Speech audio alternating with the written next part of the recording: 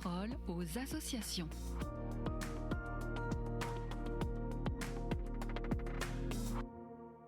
Bienvenue dans La Parole aux associations. Aujourd'hui, je suis avec Valériane Maître. Bonjour Valériane. Bonjour Agnès. Alors, vous êtes la rédactrice en chef du magazine de l'association, Ozanam, et vous étiez à Rome en novembre dernier à l'occasion du Jubilé des pauvres avec des membres de la Société de Saint-Vincent-de-Paul. Alors, est-ce que vous pouvez nous en dire plus sur ce séjour ? Avant de vous répondre, Agnès, je vais partager avec vous une anecdote. À Rome, avec Agathe Rodriguez, je réalisais des reportages sur les bénévoles et les personnes accompagnées par la Société de Saint-Vincent-de-Paul. Et comme tout bon journaliste, je passe mon temps à poser des questions et j'aime bien savoir à qui je parle. Sauf que c'est difficile de demander à quelqu'un s'il est bénévole ou personne accompagnée, même si on est au Jubilé des pauvres.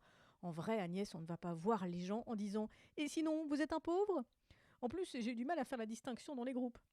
J'ai par exemple suivi des Alsaciens et des Parisiens qui se sont donnés mutuellement des coups de main pour porter des sacs, pousser des fauteuils roulants ou monter et descendre des escaliers. Et bien malin, celui qui pouvait dire « alors lui c'est un pauvre et lui c'est un bénévole ». Et alors, comment avez-vous fait ? Et j'ai écouté ce qu'on m'a dit. C'est Maxence et René qui m'ont mis sur la voie. Le premier m'a dit « à la fin de la journée, on ne sait plus très bien qui est aidant et aidé ». Et l'autre m'a confié qu'il était touché de voir autant de fraternité dans les groupes, y compris avec des gens qu'il ne connaît pas. Et puis le dimanche, le pape Léon XIV l'a souligné dans son homélie.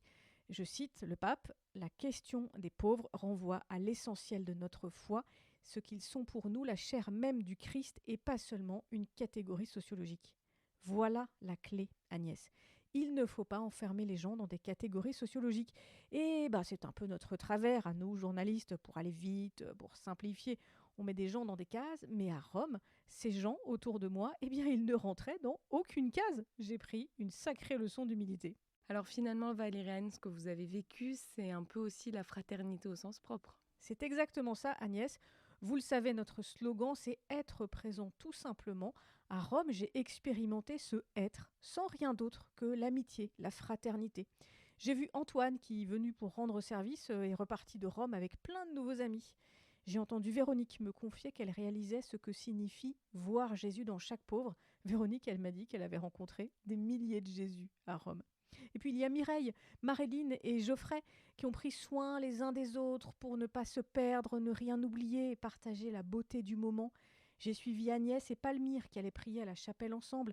J'ai partagé la joie de Laura et Odile qui découvraient Rome pour la première fois. Et je serais bien incapable de mettre toutes ces personnes dans une case, bénévoles ou personnes accompagnées. En fait, ça n'a pas grande importance. Ce qui compte, c'est d'être ensemble. Et alors, comment tous ces participants vont-ils continuer à partager cette fraternité maintenant qu'ils sont rentrés ? Et si je vous disais qu'ils ont commencé à le faire depuis Rome ? Par exemple, les Alsaciens, ils ont envoyé tous les jours des photos et des vidéos aux autres membres de l'équipe restés en France.